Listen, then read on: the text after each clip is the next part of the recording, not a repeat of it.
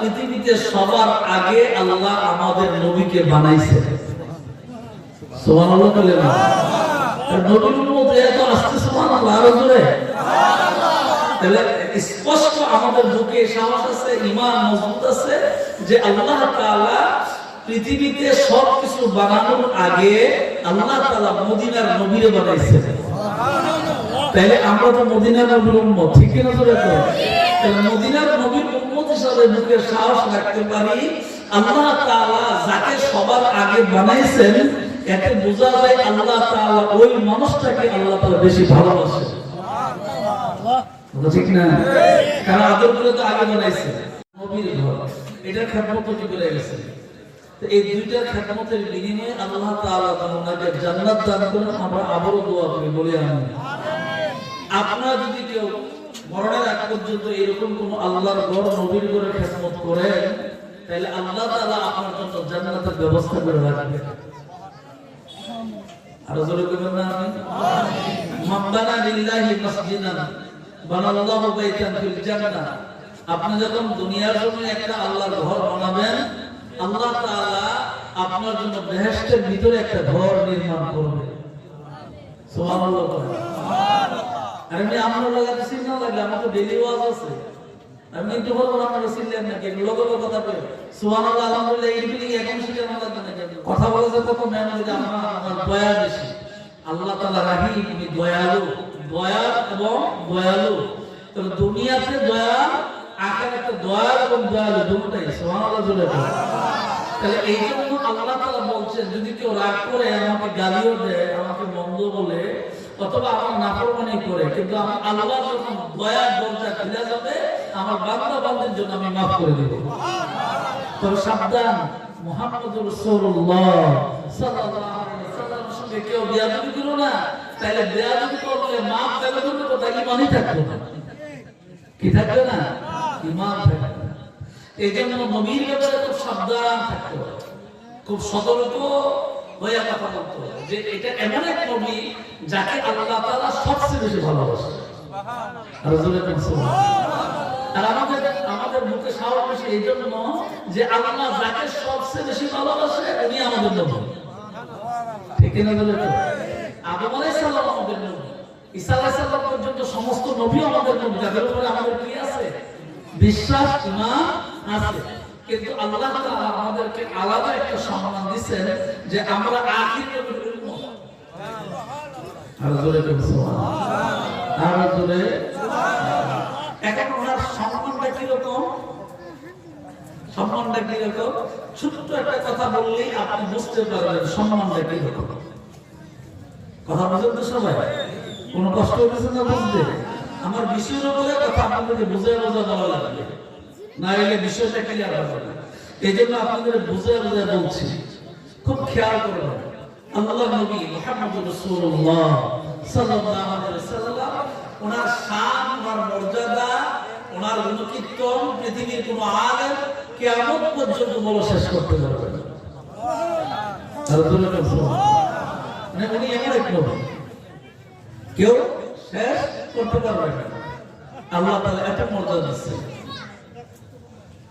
এই জন্য ওনার প্রিয় একজন সাহাবীর নাম ছিল হযরত জাবের রাদিয়াল্লাহু তাআলা। খুব খেয়াল রাখবেন, হযরত জাবের রাদিয়াল্লাহু তাআলা একজন সাহাবী, একজন প্রিয় কাছের মানুষ।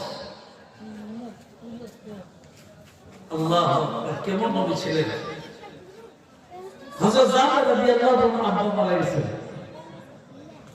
আপনাদের আমাদের মা বাবা কেউ মারা গেলে দেখবেন মসজিদের মাঠে জানাজা দেয়, তখন জানাজা লাশের সামনে দাঁড়ায় তার সন্তান লাশের পক্ষ থেকে বলে যে আমার আব্বা আমার কাছে যদি কেউ লেনদেন পাওনা থাকেন তো আমাদেরকে আপনার জানায়, আমরা ওনার সন্তান অথবা আমি ওনার বড় ভাই অথবা আমি ওনার চাচা, মানে যে কোনো একজন গার্জিয়ান দাঁড়ায় বলে না, একজন অভিভাবক দাঁড়ায় বলে যে আমাদের কাছে বলবেন, আমরা আমাদের ঋণ কি করবো পরিশোধ করে দেব।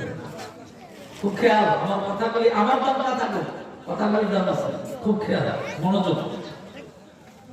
হযরত জাবের রাদিয়াল্লাহু তাআলা ওনার আব্বা মারা যাওয়ার পর উনি দাঁড়ায় বললেন যে আমার আব্বা আমাদের জানানো তো উনি কিছু ঋণ করে গেছে। এই মাইকের চাপা বাড়াবে না, কমাবে না, মাইকের চাপা খুব ভালো। এটা আর কি কমা এই যে একটা আওয়াজ আছে আলাদা যেমন আছে আমি থাকো 9 নম্বর সেকেন্ড নম্বর এ লাগবেন না চাও লাগবেন না এটা কাঁচা দাওয়া করবেন না এই যে একটু পরিবর্তন হয়েছে এতক্ষণ যে কথা বলছি এখন চাওয়ালে একটু পরিবর্তন হবে আগের মতন করে ভিতরে চাওয়া ঠিক করে একটু জিকির করেন লা ইলাহা ইল্লাল্লাহ ঠিক আছে মাশাআল্লাহ আল্লাহর দরবারে রাখেন লা ইলাহা ইল্লাল্লাহ লা ইলাহা ইল্লাল্লাহ লা ইলাহা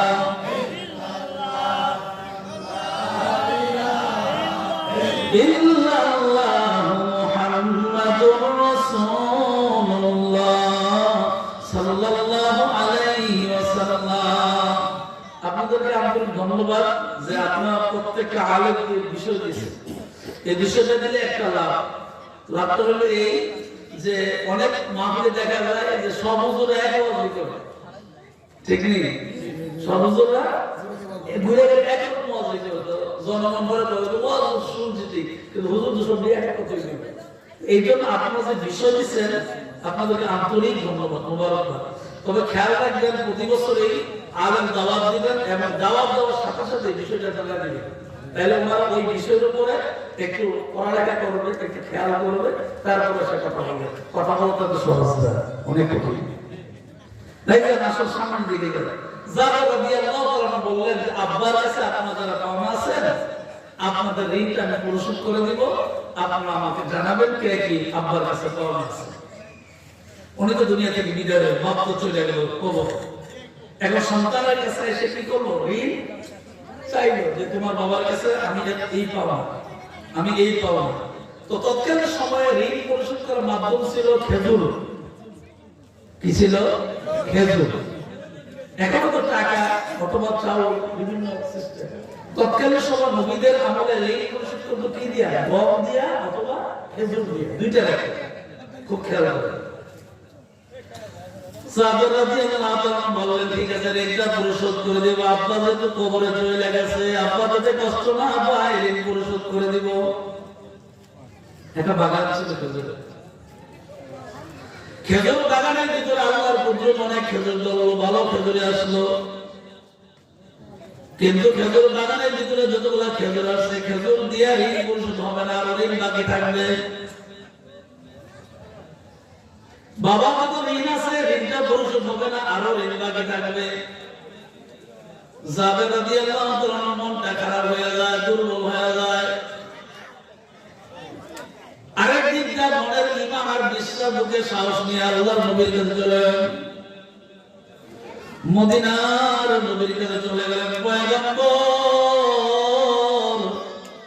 আব্বা চলে গেছে, আব্বার জানাজার নামাজ পড়া হয়ে গেছে, কবরে চলে গেছে। খেজুরের বাগানের ভিতরে যত খেজুর ধরছে খেজুর দিয়ে ঋণ পরিশোধ করা সম্ভব না। নবীজি আপনি একটু দোয়া করে দেন যাতে বাবার ঋণ পরিশোধ করতে পারি। আছে না ভালো সন্তান? আছে না? সবাই যে খারাপ না, অনেকে তো আছে দাঁড়ায় একলা একলা আর ভবন নেই। এখন ভাবিও যত আছে অভাব নেই। জাবের রাদিয়াল্লাহু তাআলা ডাক দিল, পয়গম্বর মদিনার নবী আমি কি করব? ঋণ তো পরিশোধ হবে না, কি করব? আল্লাহ নবী ডাক দিয়ে বলে জাবের চিন্তা করার কোনো প্রয়োজন নাই রে জাবের, খেজুর গাছের বাগান থেকে খেজুরগুলো তুমি পারো, ঘরের ভিতরে সুন্দর করে স্টোর করে জমা করে রাখো। আমরা ধান যেন রোদ্রে দিয়ে মাথাল দিয়ে রাখি না, এটা আঞ্চলিক ভাষা আছে, আমাদের এলাকার ভাষা। এই ধান দিয়ে কাল দিয়ে জমা করে রেখে করে রাখে, এরকম বলেছি বলি না। আল্লাহ নবী ডাক দিয়ে বলে ও জাবের খেজুরগুলি গাছ থেকে বাইরে বাইরে ঘরের ভিতরে নিয়ে আলাদা আলাদা করে স্টক দাও, উঁচা করে রাখো। খেজুর গাছ থেকে খেজুরগুলি বাইরে সুন্দর করে স্টক দিলেন, উঁচা করে বিভিন্ন জায়গার ভিতরে রাখলেন। কিন্তু এই খেজুর দিয়ে যত ঋণ আছে তো ঋণ পরিশোধ হবে না। খুব খেয়াল হযরত জাবের রাদিয়াল্লাহু আনহু নবীর কাছে দৌড়ায় যায়, নবী গো, ও নবীজি, খেজুর ঘরের ভিতরে মজুদ আছে গো নবীজি। এখন যদি আমি খেজুর গুলার ঋণ পরিশোধ করতে মেপে মেপে দিই, ঋণটা হবে না, আরো বাকি থাকবে। এখন আমি কি করব? আল্লাহ নবী ডাক দেন, জাবের রে, তুমি কোনদিন নৈরাশ হও না। আল্লাহ বলছেন, লা তাকনাতু মিন রাহমাতিল্লাহ, ইন্নাল্লাহা ইয়াগফিরুয যুনুবা জামিআ, ইন্নাহু হুয়াল গফুরুর রাহিম।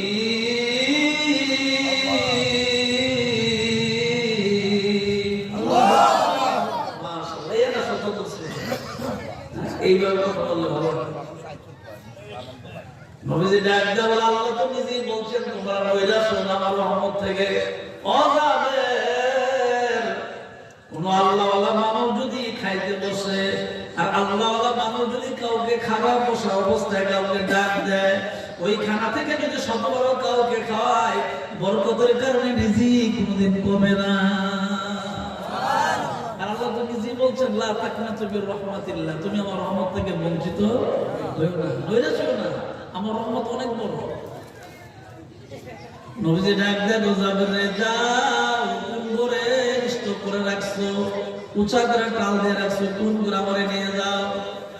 আল্লাহ নবী ঘরের ভিতরে প্রবেশ করলেন, তাকে দেখেন কয়েকটা জায়গার ভিতরে এইভাবে উঁচা করে খেজুর রাখছে।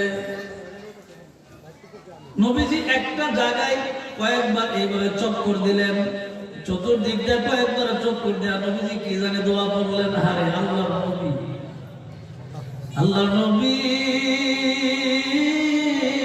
আল্লাহর নবী গো, আপনি আমার জীবনের জীবন, আপনি আমার চাঁদের আলো, আপনি আমার সূর্যের আলো, আপনি আমার জীবনের জীবন। আল্লাহর নবী, আল্লাহর নবী গো, আপনি আমার জীবনের জীবন।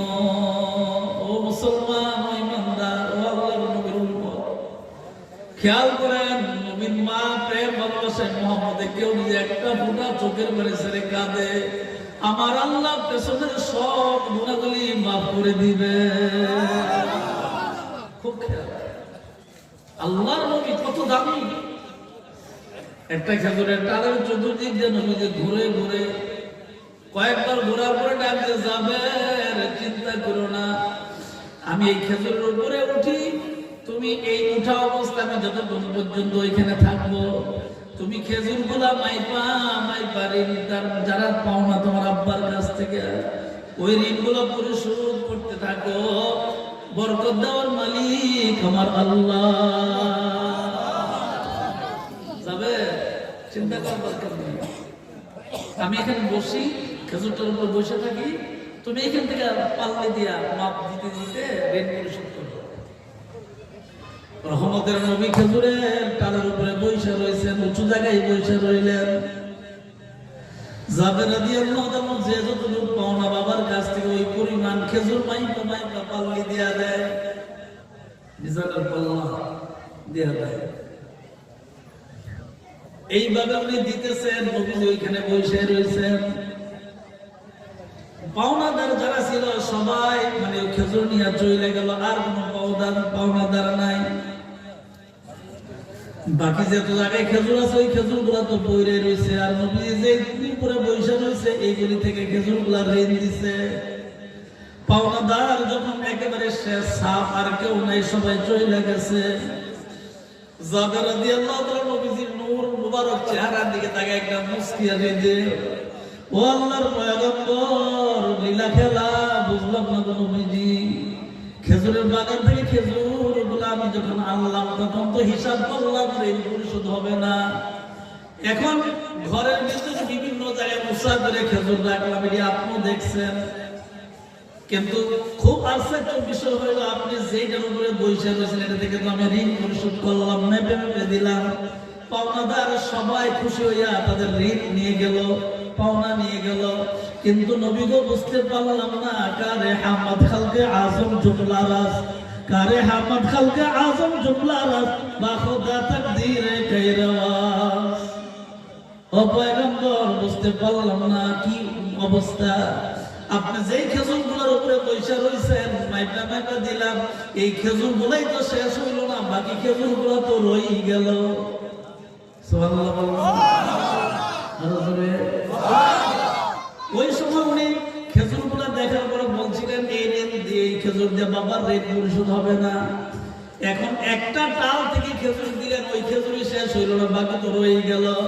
আল্লাহ নবী ডাক দেবলে যাবে, চিন্তা করুন আর যাবে, এটা আমার কোন ব্যক্তিত্ব নয়, এটা আল্লাহর রহমত।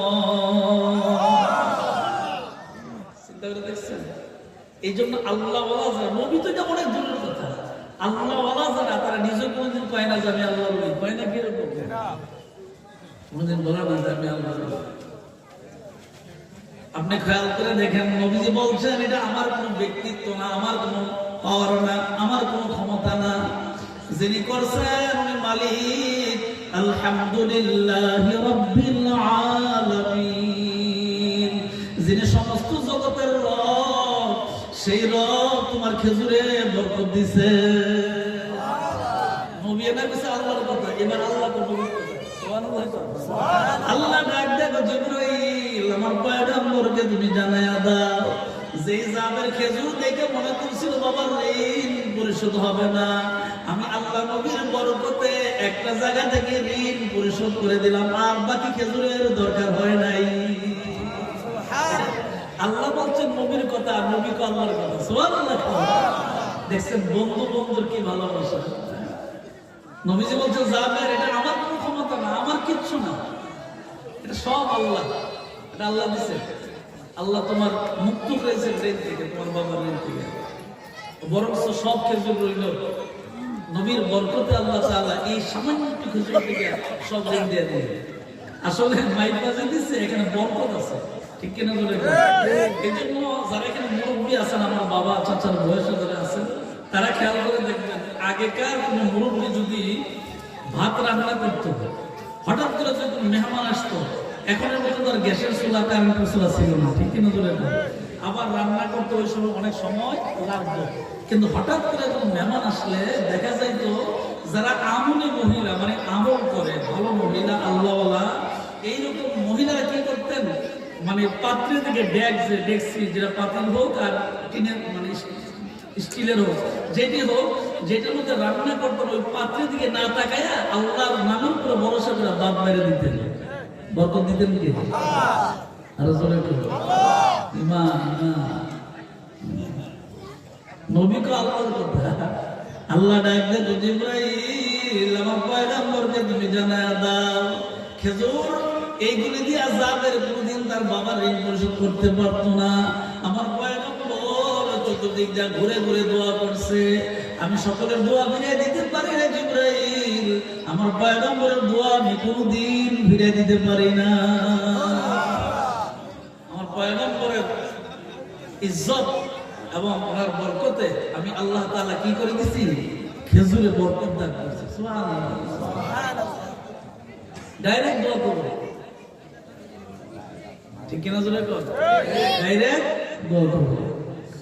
সেই আল্লাহ তাআলা জানাই দিলেন জিবরাইল, আমি পয়গম্বরকে বেশি ভালোবাসি না জিবরাইল, আমার পয়গম্বর মোটামুটি ভালো বয়স হয়ে গেছে রে জিবরাইল, 40 বছর হয়ে গেল, হেরা ঘুমাই দেনে মগ্ন ছিল শুধু আমাকে পাওয়ার জন্য, আমি আল্লাহকে ডাকার জন্য, আমি আল্লাহকে বন্ধু বানানোর জন্য, আমি আল্লাহকে খুশি করার জন্য। আমার পয়গম্বর হেরা গুহায় বসে বসে দেন মগ্ন থাকে। জিবরাইল যা ওই হেরা গুহার ভিতরে যা, ওইখানে গিয়ে আমার পয়গম্বরকে সালাম বলবি, আর আমি আল্লাহর পক্ষ থেকে ওহী নাযিল করে দিবি। بل هو قرآن مجيد في لوح محفوظ।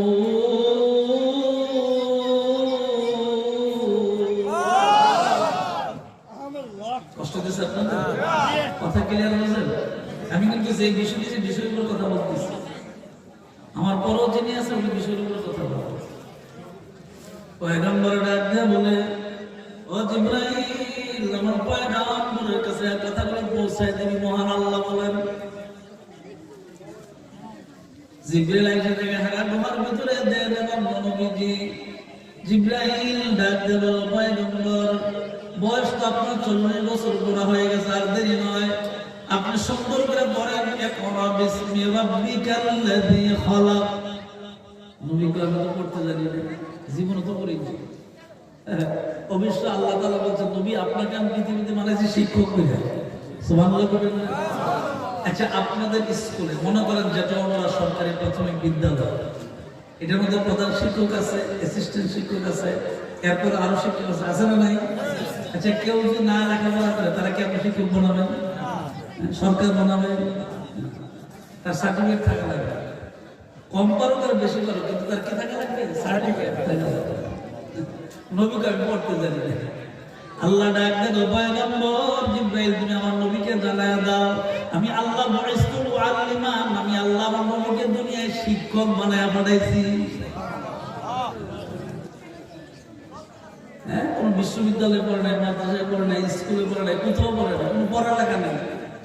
নবী ওই জায়গার শিক্ষক, শুধু একজনের না, সারা পৃথিবীর তাম জাহানের সমস্ত কিছু শিক্ষক। সুবহানাল্লাহ। শরীয়ত হো তরিকত হো তামামি, এটার নামে মারফত করা। শরীয়ত হো তরিকত হো তামামি, হাকিকত মে মুহাম্মদ কা গোলামি। তুমি যদি নবীর গোলাম হয়ে যাও, অটোমেটিক আল্লাহর গোলাম হয়ে যাইবা।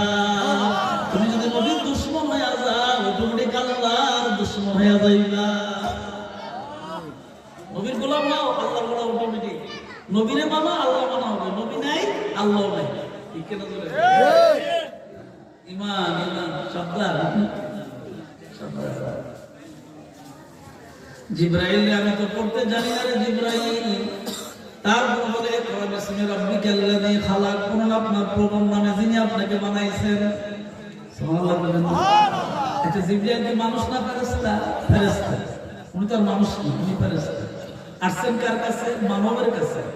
কারণ নবী মানব, কিন্তু উনি আমাদের মতন নয়। ইমান থাকবে বললে, নবী আমাদের মতন নয়, নবী নবীর মতন। নবী নবীর মতন। নবী কোনদিন আমাদের মতন হয় না। হ্যাঁ, আপনার খেজুরের বাগান 70 বার না, এক লক্ষবার ভাগ দিল, খেজুরে কি খেত না। ঠিক কিনা জোরে? আর উনি কইছে যে আমি বইয়ে থাকি, যাবে তুমি নাইটা কেটে দাও, আল্লাহ ঋণ পরিশোধ করবো। খেজুরের জায়গায় খেজুর কইছে, ঋণ পরিশোধ হয়ে গেছে। তাহলে নবী আর আমি এক। শরীয়ত হো তরিকত হো তামামি, হাকিকত মে মুহাম্মদ কা গোলামি। হাকিকতের গোলাম হয়ে যাও, অটোমেটিক আল্লাহর গোলাম হয়ে যাইবা। জিবরাইল তো নবী, আপনার তো পড়া লাগে। জিবরাইল নবী তো আমি তো কোনো সময় পড়ি নাই, তো আমার অভ্যাস নেই। হঠাৎ না বিষয়টা, তুমি বলছো তোমার অভ্যাস নাই, আমি তো কোনো স্কুল মাদ্রাসা কোথাও যাইনি, তোমার অভ্যাস নেই। জিবরাইল ডাকতে, পয়গম্বর আপনার কষ্ট করা লাগবে না গো পয়গম্বর, আমি আপনার সিনার সঙ্গে সিনা লাগাবো। অটোমেটিক মহান আল্লাহ আপনার বন্ধু আপনার সিনার ভিতরে 30 পারা কোরআনের জায়গা করে দিবে। মাদ্রাসা যারা পড়ে, আপনি চিন্তা করে দেখেন, 10 বছর 12 বছর বাংলাদেশে 7 বছরের বাচ্চা কোরআন হাফেজ হয়েছে। ঠিক না? আমার কলিজার টুকরা এটাই, এত ভালোবাসা। আমি ভালোবাসার দাম আপনাদেরকে দিতে পারি না। আপনারা আসলে এই এলাকার মানুষ আমাকে বেশি ভালোবাসে, কিন্তু এটার মূল্য আমি দিতে পারি না। আমার বাবাকে আপনারা ভালোবাসতেন, আমার চাচাকেও ডাক্তার আব্দুল ওদুদ পীর সাহেবকে ভালোবাসতেন, বাসতেন না? মন দিন দিয়ে ভালোবাসতেন। আব্দুল মান্নান বিশ্বাস, ওদুদ বিশ্বাস, এর ধারাবাহিকতা আমার কিচ্ছু নেই, এরপর আমার ভালোবাসে। আমি তো আপনাদেরকে দেওয়ার মতো আমার কিছু নেই, শুধু এতটুকু যে কাছে ওয়াজ করি আর দূরে করি, আপনাদের জন্য দোয়া করতে পারি, এটি আমার দেওয়া। আপনাদের জন্য প্রাণ খুলে আমি যখন দূরে ওয়াজ করতে যাই, তখন আপনাদের কথা বলা বলি করবো যে আমার এলাকার মানুষ আমাদেরকে যথেষ্ট মূল্যায়ন করে। এটা একটা সম্মান, ঠিক কেন জোরে করে? আল্লাহ নবী যখন পড়তেছিলেন, আল্লাহ পাক তাকে দেখলেন, আল্লাহ পাকের মায়া লেগে গেছে। ও জিবরাইল আমার পয়গম্বর ঠোঁট আর জিহ্বা লাগায়া পড়ে, আমার মনে হয় রে জিবরাইল আমার পয়গম্বরের ঠোঁট আর জিহ্বা লাগায়া পড়তে কষ্ট হয়।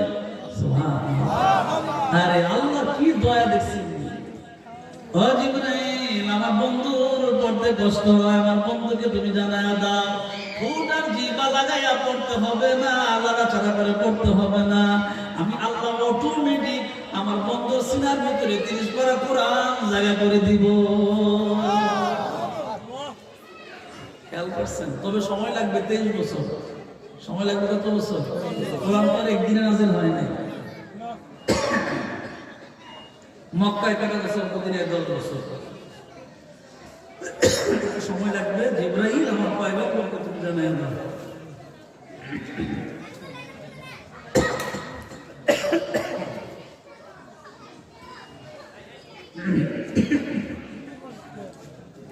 রুদুল শরীফ পড়েন আল্লাহু সাল্লি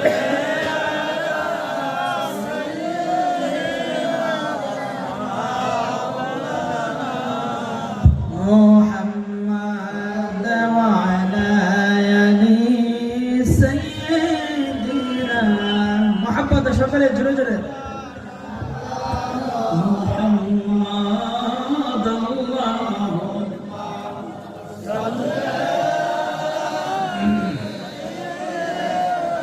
مولانا محمد وعلى آله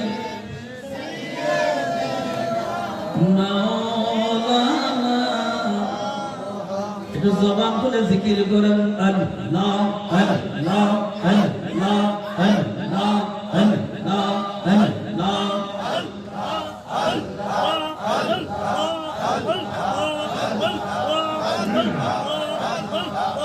لا إله إلا الله محمد رسول الله صلى الله عليه وسلم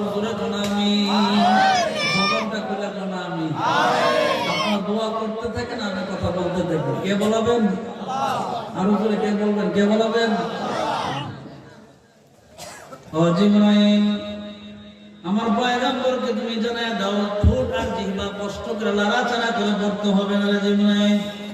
ও জিবরাইল আমার পয়গম্বরকে তুমি জানায় দাও আমি আল্লাহ 7 বছরের বাচ্চার সিনার ভিতরে যে এরকম কোরআন জায়গা করে দিতে পারি, আমার পয়গম্বরের আমি কলিজায় ওনার সিনার ভিতরে আমি আল্লাহ জায়গা করে দিব। কেমন সর্বপ্রথম মনে আসছে তো উনি ভয় পেয়েছিলেন। খুব খেয়াল করবেন, এটা আমার কথা না, আল্লাহর কোরআনের কথা। এবার কোরআনের দিকে তাকাইলেন, কোরআনের দিকে আল্লাহ শ্রেষ্ঠ পয়গম্বর তাকাইলেন। আল্লাহ পাক ডাক দেওয়ার জিবরাইল আমার পয়গম্বরকে তুমি জানায় দাও নবীজি ওনার ঘেরা গুহা থেকে ভয় পাওয়ার কারণে সর্বপ্রথম ওহী আসছে, জিবরাইলকে দেখে নবী ভয় পাইছে। সর্বপ্রথম ওহী তো বুঝতে পারে না, হঠাৎ করে আসছে আল্লাহর পক্ষ থেকে। উনি ভয় পাওয়ার কারণে দৌড়াইয়া আমাদের আম্মা খাদিজাতুল কুবরা রাদিয়াল্লাহু তাআলার ঘরের ভিতরে গেছে। ও খাদিজা আমাকে একটা তাড়াতাড়ি করে কম্বল দাও। নবী মাত্র মুখ দিয়া কম্বল কইছে, সাথে সাথে আল্লাহ পাক কম্বলের নামে একটা সূরা নাযিল করে দিয়েছে। দেখছেন নবীর জবানের কত দাম। উনি বলছেন আমার গায়ে একটু জ্বর, আমার কম্বল উঠছে, একটা কম্বল দাও। সাথে সাথে আল্লাহ পাক বলছেন ইয়া আইয়ুহাল মুযাম্মিল কুমিল লাইল। আল্লাহু আকবার, আল্লাহু আকবার। নবীজি কম্বলের কথা কইতে দিন হইছে, সাথে সাথে সূরা নাযিল। চিন্তা করে দেখছেন নবীজি এবার বলেন আমাকে কম্বল দেওয়া হইল, আমি হারা ভয় দেন বলছি না। আমার কলিজার টুকরা বিবি খাদিজাতুল কুবরা, যে স্বামী বিবিকে ভালোবাসে আমার আল্লাহ তাকে ভালোবাসে। এটা নবীর হাদিস। বউরে ফিরতেন গেছিলেন না, বিয়ে করে আনছেন আরেকবার আসছে পিটনের লিগে। নবী কইছে তোমার বিবিকে ভালোবাসো, আর বিবিরে বলছে তুমিও তোমার স্বামীকে ভালোবাসো। ঠিক কিনা? দুই ভালোবাসার ভিতরে কারোর কাছে নিচে থাকবো আরাম, আর ভালোবাসা না থাকলে 10টা বেওয়ালো কথা কোন ঠিক না? এই ভালোবাসার কথা মুখলিসুর রহমান মান্নানী বলেন না, স্বয়ং আল্লাহ শ্রেষ্ঠ নবী বলছেন। খাদিজাতুল কুবরা রাদিয়াল্লাহু আনহা অনেক জ্ঞানী ছিলেন তো, উনি অনেক বুদ্ধিমান ছিলেন, উনি মক্কার ধনী মানুষ ছিলেন, শ্রেষ্ঠ ব্যবসায়ী ছিলেন তৎকালীন সময়। উনি বলছেন নবী আপনার ভয় পায় না, চিন্তার কোনো কারণ নেই, আমি না আপনার পাশে আছি। আচ্ছা বলেন, স্বামীর যদি কোনো কষ্ট হয় আর এই কষ্ট থেকে যে বিবি আরো আশ্বাস দেয়, মানে বলে যে সাহস দেয়, আচ্ছা বিপদ কি কমানো যাবে, অনেকটা কমে যাবে, মানে অনেকটা দুর্বলতা কেটে যাবে।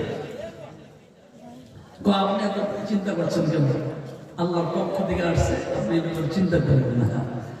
খাদিজাতুল কুবরা রাদিয়াল্লাহু আনহা সাহস বাড়ায়া দিলেন, পয়গম্বর সাহস পাইয়া গেলেন। যিনি সাহস দিলেন ওনার মর্যাদা কি?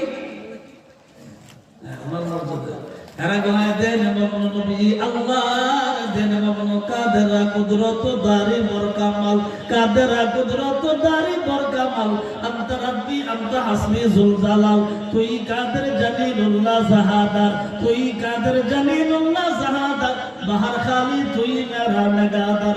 আল্লাহ আল্লাহ क्या मुबारक नाम है, अल्लाह अल्लाह क्या मुबारक नाम है, अल्लाह अल्लाह आशिकों का काम है, अल्लाह अल्लाह आशिकों का काम है। हरा गुहाय মাওলার দেন মগ্ন। পৃথিবীর কারো চিন্তা করে না, নবী শুধুমাত্র আল্লাহর নিয়ে ভাবল। সুবহানাল্লাহ। এখন দ্বিতীয় কথা শুনেন, নবী তো আল্লাহর জন্য পাগল, আল্লাহ নিজেই কইছে নবী আপনি আমার জন্য এত পাগল হওয়া লাগবে না, আমি আল্লাহ নিজেই আপনার জন্য পাগল। সুবহানাল্লাহ কয় না? আরে মিয়া আল্লাহ